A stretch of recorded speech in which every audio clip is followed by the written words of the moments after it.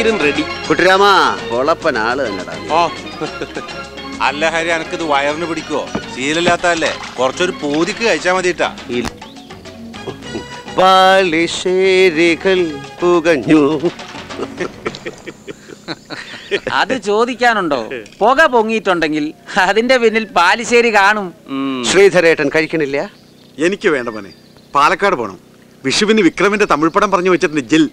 ഇതും കഴിച്ചിട്ട് പോയ സംഗതി നടക്കില്ല. എന്നെ ഇന്നൊഴിവാ. എന്തോ നന്ന നല്ലൊരു വിഷുവായിട്ട് വിക്രമന്റെ തമിഴ് പടങ്ങൾ വെക്കണത്. വല്ല പുണ്യപുരാണ പടങ്ങളും വെക്കാത്ത എന്തൊരപ്പി. നിനക്ക് എവിടെ നിന്ന് കിട്ടി തെക്കൻ തിരുവനന്തപുരം സ്ലാങ്? അത് ഞാൻ പറഞ്ഞില്ലല്ലേ. പാരീസ് ടു ഡൽഹി ഫ്ലൈറ്റിൽ ഒരു കോള് കിട്ടി.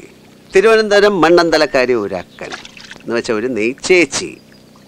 രാത്രി ഉറങ്ങാതെ ഞാൻ അക്കനെ നമ്മുടെ വള്ളുവനാടൻ മലയാളം പഠിപ്പിച്ചു.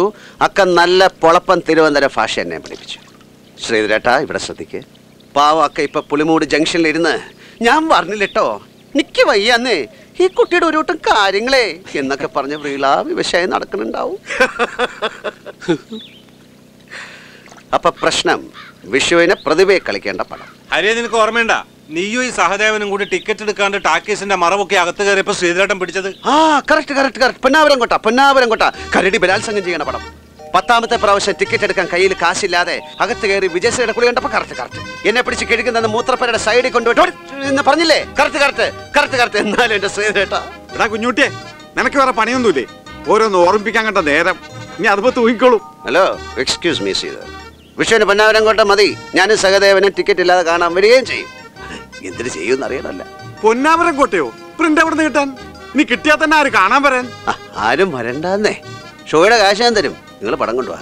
എല്ലാ ദിവസവും പൊന്നാവരം കോട്ട. നമുക്ക് ബ്രേക്ക്ഫാസ്റ്റ്, ഉച്ചയൂണ്, വൈകുന്നേരത്തെ കാപ്പി, ഡിന്നർ എല്ലാം തിയേറ്ററിനകത്താക്കാം. നേരം വെളുത്ത് രാത്രിയായി പിറ്റേന്ന് നേരം വെളുക്കുന്നത് വരെ പൊന്നാവരം കോട്ട. ഹൗസ് ഹോൾഡ് ഷോയുടെ കാശേ അഡ്വാൻസ് ആയിട്ട് കൊടുക്കാം. അതെ, പ്രിന്റ് തപ്പിയെടുക്കും. തപ്പാൻ. ആ അപ്പൊ പാലക്കാട് പോണ്ടല്ലോ. അടിക്ക നിന്റെ കാര്യം ബെസ്റ്റ് കണ്ണാ, ബെസ്റ്റ്.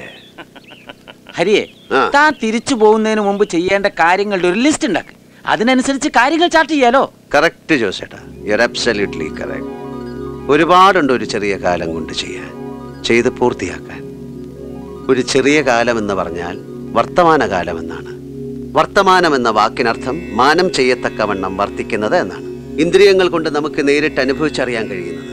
വർത്തമാനകാലം ഒരു ബിന്ദുവാണ്. ഓർമ്മയിൽ മാത്രം നിലനിൽക്കുന്ന ഭൂതത്തിനും സങ്കല്പം അല്ലെങ്കിൽ ആഗ്രഹം മാത്രമായ ഭാവിക്കും ഇടയിൽ ഇതൊന്നു മാത്രം സത്യം.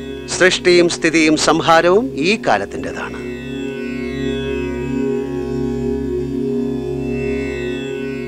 ഈ കുടം ഇന്നലെയും നാളെയും പൊട്ടിക്കാനാവില്ല. അത് ഇന്ന് ദാ ഈ നിമിഷം പൊട്ടുന്നു. ഇപ്പൊ കുടമെന്ന അവസ്ഥ ഭൂതകാലത്തിൻ്റെതായി. ഭാവിയിലും ആ കുടമില്ല.